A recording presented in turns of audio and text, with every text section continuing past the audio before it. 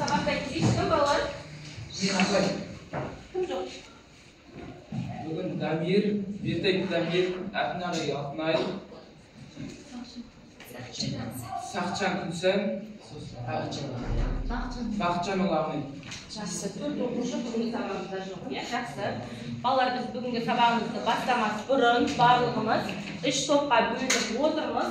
Бірақ қазір біз бір-бірімізге топпен, осы отырған тобымызбен бір-бірімізге бүгінгі сабаққа сәттілік тілейік, көңіл күйімізді бөлу үшін. Қане балалар, орнымыздан тұрайық. Бірінші топ, екінші топқа, жалпы бірінші топтан екінші топқа сәттілік тілейін деген сияқты өздеріңіз бір ғана сөзбен немесе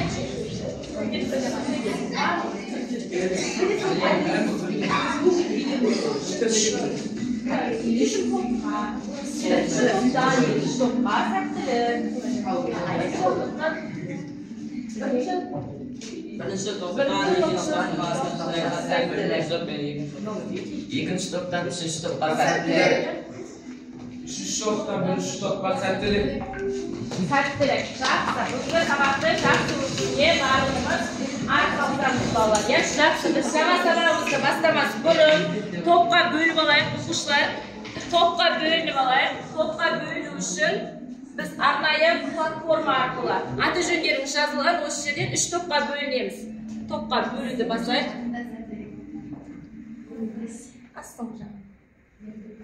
Бірінші топқа Ержан, Алина, Саламат, Қайсар, Бекзат, Диназ, Арназ. Бірінші топқа келе қойыңыздар. Екінші топқа Зелен, Нұрдәулет, Асия, Шапағат, Ақсұңқар, Айдос, Ислам. Үшінші топ Рамазан, Арман, Ескендір, Аружан, Назерден және Төлемұрат Рамазан. Ортай қойыңыздар.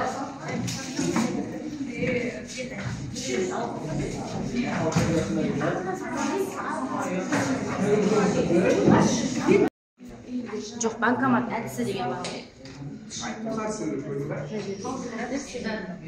Астынан банкомат әдісі деген шығар жүр. Бөлек презентация. Осы ғой. Міне.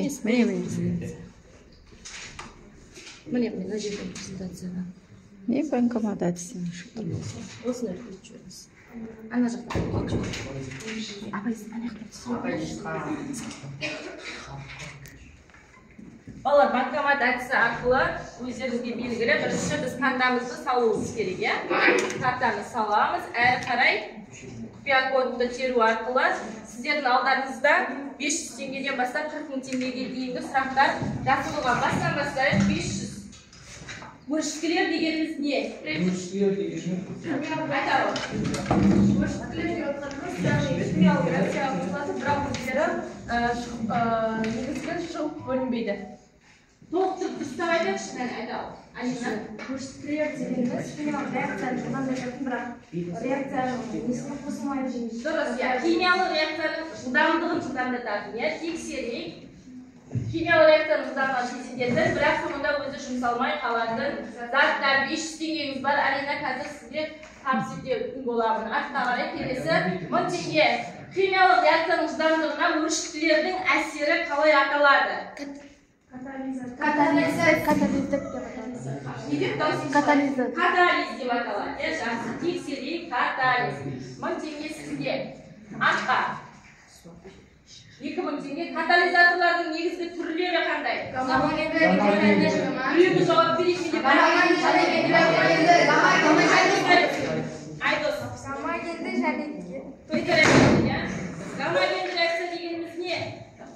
Гамма-генді реакция дегеніміз не? Назерке? әрекеттесуші заттар мен өршіткілерінің бір альтернативтік күйге, бір қағадан гамма-генді катализаторы. Жақсы. Ал, әдебінен сұрайық. Жауап бермеді. Химиялық реакцияның жылдамдығын баяулататын заттар. Жақсы. Тексереміз. Баяулататын немесе тоқтататын, 10 000 теңге сізге. Келесі 20 000 теңгелік сұрақ. Тежегіштер қалай жұмыс істейді?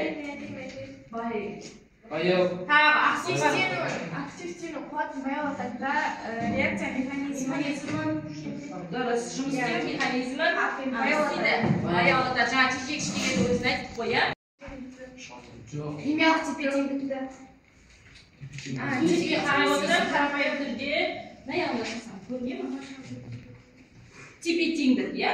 Тепе-теңдік. Міне, берілген суретте сабақтың тақырыбы қандай байланысы бар? Яғни бүгінгі біздің сабағымыздың тақырыбы тепе-теңдікке байланысты, иә? Химиялық реакцияда қайтымды және қайтымсыз реакциялар бар. Олар тепе-теңдік күйде қайсы реакция сәйкес келеді, соған байланысты. Қандай жағдайда қайтымды реакция тепе-теңдікте болады? Химиялық тепе-теңдікте қандай жағдайда болады? Екі жағы бірдей болғанда, яғни тура бағытта да және кері бағытта да тепе-теңдікті бірдей ұстаған кезде біз қайтымды реакция деп атаймыз. Жақсы, бүгінгі сабағымызда қайтымды және қайтымсыз реакцияларды химиялық тепе-теңдік. Бүгінгі сабақтағы негізгі оқу мақсатымыз қайтымды және қайтымсыз реакцияларды білу. Қол жеткізетін оқу мақсатымыз осы реакциялардың анықтамасын түсінеміз және әрі қарай бір-бірінен ажыратамыз. Қайтымды реакция дегеніміз не, қайтымсыз реакция дегеніміз не. Жақсы. Балалар барлығы екіге бөлінеді. Қайтымды реакция және қайтымсыз реакция. Қайтымды реакция дегеніміз не? Бір мезгілде жаңа айтып өткендей қарама-қарсы боламыз. Біз ең бірінші балалар қауіпсіздік техникасының ережесін сақтауымыз қажет, иә? Қауіпсіздік техникасының ережесін еске түсіріп жөнекші қане. Бір-екі оқушы жалпы химияда жұмыс жасаған кездегі қауіпсіздік техникасының ережесін еске түсірейік. Арнайы қолғап кию керек және қолғап кию керек. Иә, орныңызға тұрып бір-екі оқушы дайын болғанша айтып жіберейік. Арнайы көзілдірік бұл реакциялардың несіне байланысты? Зияндылығына байланысты, иә? Және оны біз арнайы орындарда жасауымыз қажет. Енді сіздердің алдарыңызда күнделікті өмірде көріп жүрген заттарымыз. Көмір және осымен реакция жүргізетін боламыз. Және сонымен қатар бұл бізде этил спирті. Бірінші, жаңа сіздер айтты, қайтымсыз реакция соңына дейін жүретін. Бұларда біз жаңа айтып өткендей жану реакцияларын жатқыздық, иә? Жану реакциялары. Біз қазір осы көмірді жағып көрсететін боламын. Көмірдің және әктастың судағы бертіндісін су қосқан кезде өзіміз білеміз ғой, иә? Сіздер енді және спирттің жаңғыштық қасиетіне байланысты оны да жағып көрсететін боламын. Сіздер енді осы заттарды өмірде біз қай жерде қолданамыз? Мен тәжірибе жасап отқан кезде сіздер көз алдарыңызға елестетіп, ойланып отырыңыздар. Қазір топ-топпен соны айтатын боласыздар. Жақсы ма? Кәне барлығымыз мұқият қараймыз. Ең бірінші көмірдің қасиеті қандай балалар? Жанғыштық. Баяу жанғаннан бұрын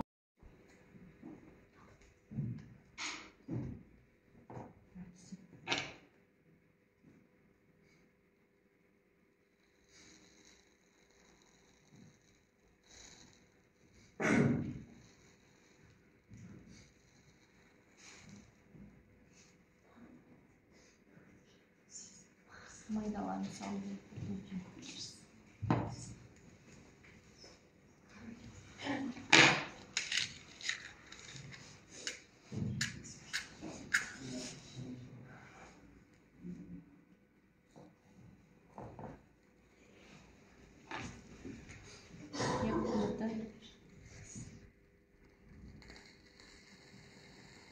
Көз алдымызға балалар елестетіп отырамыз, иә? Қай жерде пайдаланамыз оны өмірде. Көрініп ма сіздерге? Иә, жанғандығы көрініп жатыр. Және екіншіге көмірімізді салайық.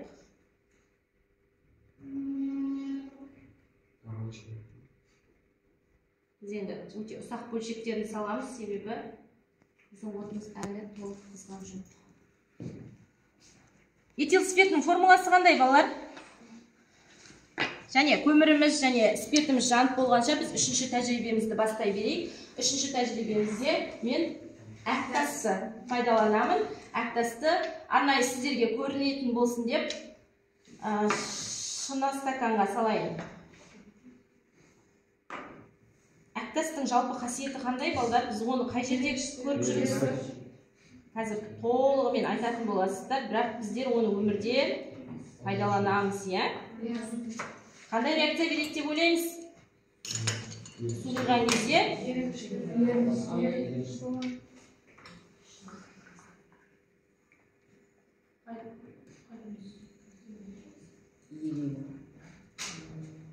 бұл бірден жүрмейді, иә?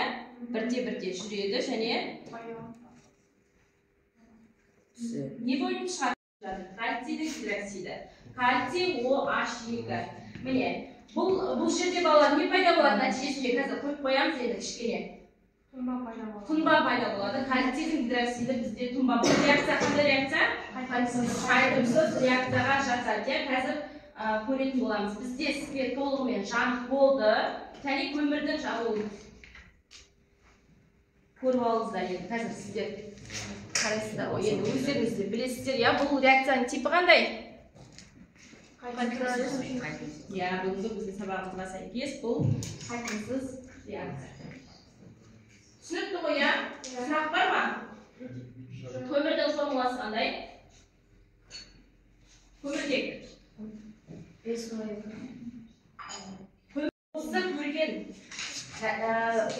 тәжірибеміздің нәтижесін жазасыздар. Екінші топтікі, бірінші топтың жұмысында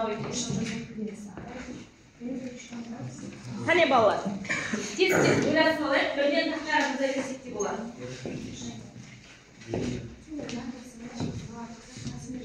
Қане?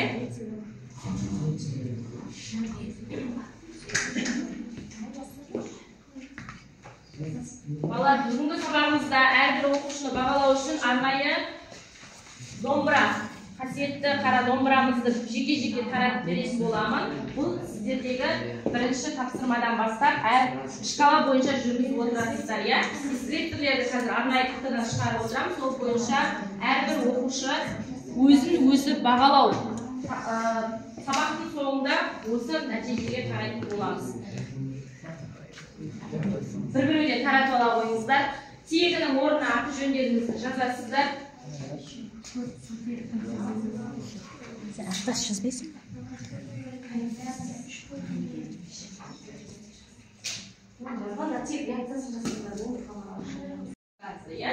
Балаларына жаңа жасаған реакциямызда міне әктастың формуласы. Кальций СО3 оған суды қосты. Нәтижесінде кальцийдің гидроксиді тұнбаға түседі. Соңына шөгіп қалатын зат, кальций гидроксиді су және SO2 көмірқышқыл газы бөлініп шыққандығын байқадық. Жақсы, екінші реакциямызда күкірттен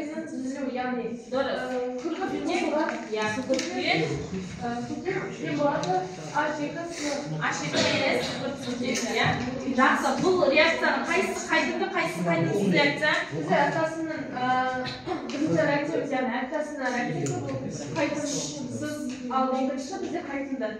Жақсы, қайтымды болса стрелкамыз қарама қарсы, тепе-теңдік күйде болады. Жақсы, отырамыз. Келесі топ.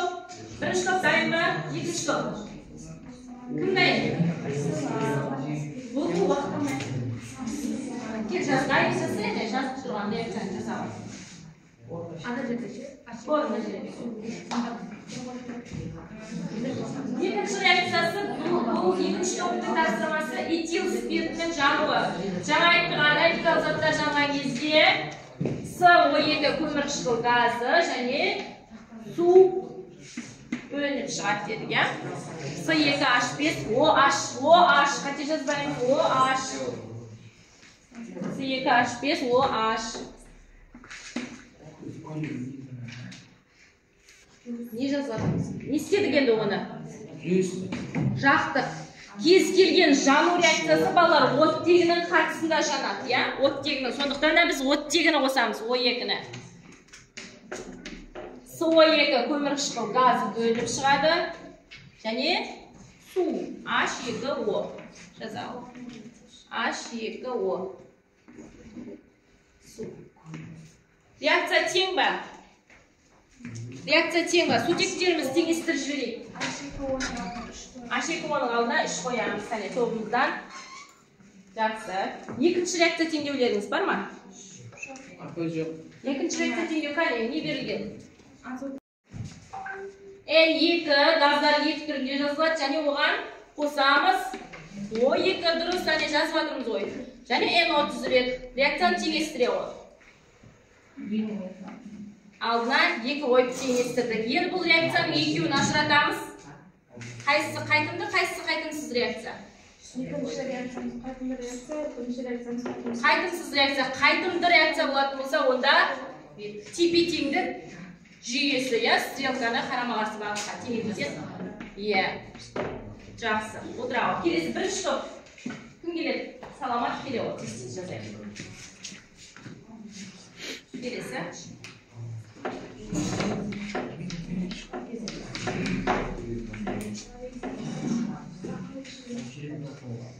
Қане. Көмір балдармен кішкене былай. Көміртек плюс O2 кез келген зат оттегінде жанады. Жаңа айтып өткен және O2 көміршікі газымыз бөлініп шықты. Келесі екіншісі. Не түсіру керек екіншісінде? Аммиактың суда еруі. Аммиактың формуласы қандай? Жоқ. Қате жазып жатырмыз. Аммиактың формуласы NH3. Суда еру болса, яғни оған су қосамыз деген сөз. NH3, қане. Мына жерге жазайықшы, көрген жерге. NH3 плюс судың формуласы қандай? H2O жаза ғой. H2O.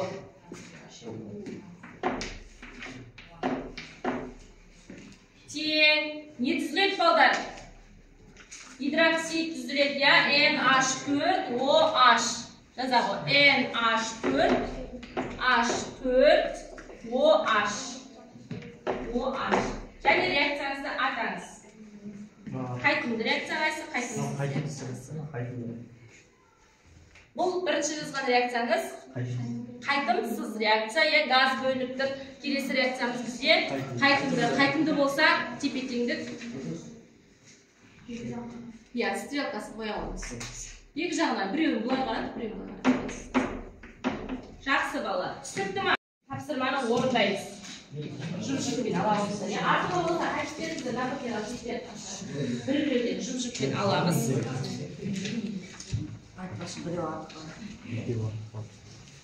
Әділ түрде бағалау жүргіземіз балалар.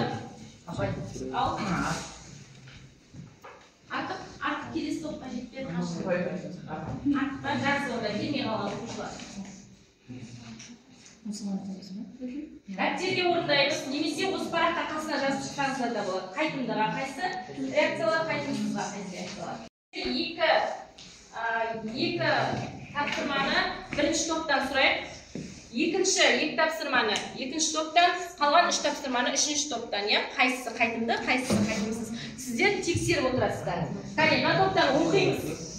Реакция теңгерін оқып. Реакция теңгерін оқимыз. Кім оқиды? Ал, Динаш. Амина. Натрий OH плюс H хлор. Реакция теңгерін осылай оқимыз. Тең, натрий хлор плюс H2O. Бұл реакция қайсысына жатады?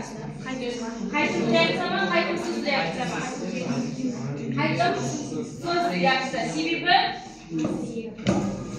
бір бағытта ғана жүреді. Жақсы, келесін оқышы. Алина оқиды, тыңдаймыз, тексеріп аламыз.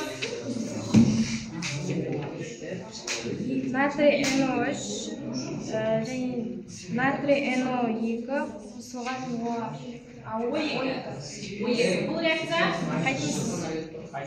қайтымсыз реакция, газ бөлініп тұр. Жақсы, келесі екінші топтан Әсия. Үшіншіні оқыңдар. Арунас. натрий 2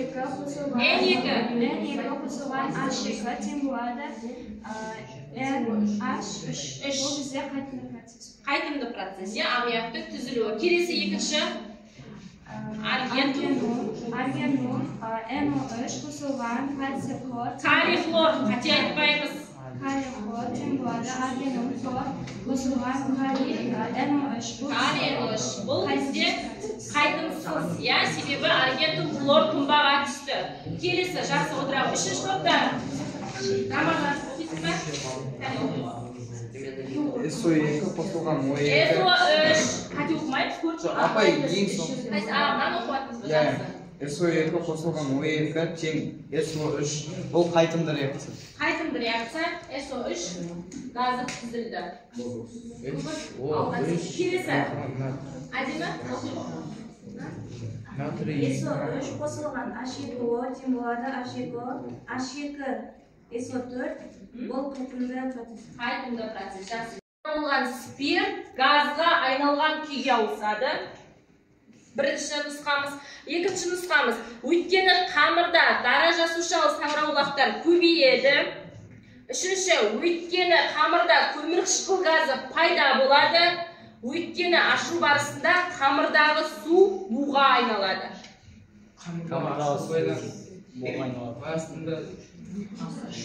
Байланыстыра отырып, әрқайсымыз өзіміздің ойымызды. Кәне, кім айтады? Оқып жүр. Береді. Нанға арналған қамыр, аспазшы нан пісіруші қамыр даярлағанда оған ұн, су, тұз және ашытқыны араластырады. Одан кейін қамырды бір ыдысқа салып, бірнеше сағатқа ашытуға қояды. Ашу барысында қамырда химиялық процестер жүреді. Ашытқы дара жасушалы саңырауқұлақ. Оның құрамындағы крахмал мен қантты көмірқышқыл газы мен спиртке айналдырады. Мәтінді мұқият оқысақ, мәтіннің ішінде кейбір жауаптар логикалық түрде кездеседі, иә балалар, сондықтан кәне. Бірінші топ өз ойымызды айтайық. Ұқсас нұсқалардың біреуін, немесе әрқайсыңыз өз ойларыңызды алып, кәне талдайық. Кімде қандай жауап бар? Айтау, Алина, сіз де айтасыз. Айтау. Қамыр негізден көтеріледі. Қамыр ашытқы түзіп глюкозаны ыдырады, сосын қамыр ішінде көмірқышқыл газ бен спирт түзіледі. Көмірқышқыл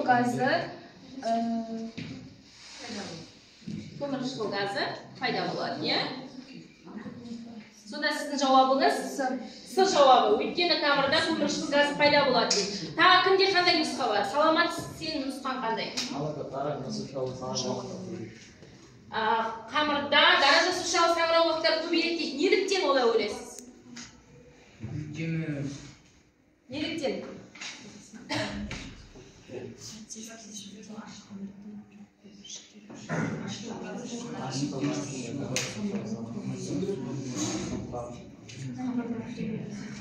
Себебі? Қамырды көтеруге не қатысады бізде? Ашытқы, өзі дара жасушалы саңырауқұлақ дегеніміздің ашытқымыз ғой, дрожжымыз. Қазақша айтқанда дрожжымыз, иә? Тағы нұсқалар бар ма? Кәне, екінші топ. Барлығымыз атсалсамыз, екінші топ. Өз ойымызды айтамыз, кәне? Айдос айта ой. олар қамырдың Өз ойымен. Айта бер өз ойымызды. Өз ойыңды айта бер. жауап ашу барысында қамырдағы су буға айналады. Себебі неге? Буға айналады. Себебі өйткен. Себебі процесс кезінде қамырда көпіршіктер пайда болып, олар су буға айналады. Сіз солай ойлайсыз, иә? Жақсы, отырауға. Келесі. Менің жауабым өйткені ашу барысында қамырда су буға айналады деп ойлаймын. Екі топта буға айналады дедік, және үшінші топ көмірқышқыл газы, бірінші топ бізде көмірқышқыл газы пайда болады деп жауап берді. Жақсы, отыра қойыңыз. Енді сіздер көмірқышқыл газы мен спиртке дейін айналдырады деген мәтіндегі осы сөзге назар аударуыңыз керек. Өйткені қамырда көмірқышқыл газы пайда болған кезде біздің қамырымыз ашық көтеріледі деген балдар. Түсінікті ма? Біздің негізгі жауабымыз өйткені қамырда көмірқышқыл газы пайда болады. Жақсы, келесі тапсырма. Химиялық реакция нәтижесінде қамырдағы ашытқы крахмал мен жаңа айтты көмірқышқыл газ бен спиртке дейін айналдырады дедім, иә? Енді сұрақ, көмірқышқыл газ бен спирттің құрамындағы көміртек атомы қайдан пайда болды? Көміртек атомы қайдан пайда болды? Төменде келтірілген мүмкін пайымдауларды әр қатардан иә немесе жоқ деп жауап береміз. көміртек атомының пайда болуы келесі пайымдаулар дұрыс па дейді. Кейбір көміртек атомдары қанттан шығады. Кейбір көміртек атомдары қанттан шығады. Я немесе жоқ. Я. Дұрыс айтасыздар. Я. Я, өйткені құрамында біздің көміртек бар, қантымыз. Келесі, кейбір көміртек атомдары тұз молекулаларының құрамына кіреді. Жоқ. Себебі тұздың құрамында көміртек жоқ. Дұрыс айтасыздар. Кейбір көміртек атомдары судан шығады. Судың формуласы қандай? H2O. Көміртек бар ма? Жоқ. Жақсы. Келесі, соңғы бір сұрағымыз. Ашқы қамырды пешке салғанда газ және бу көпіршіктері қамырда ұлғая бастайды. Неліктен жылытқанда газ бен бу ұлғаяды? Олардың молекулалары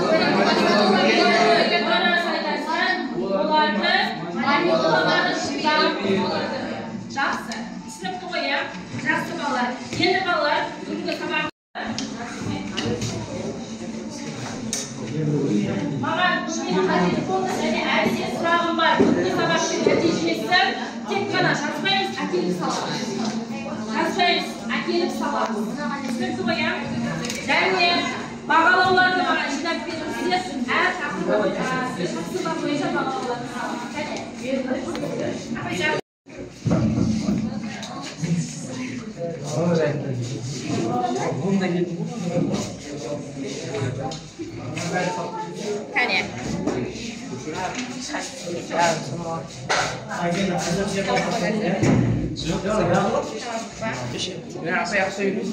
Не говори, басталды да? Қасына отырып.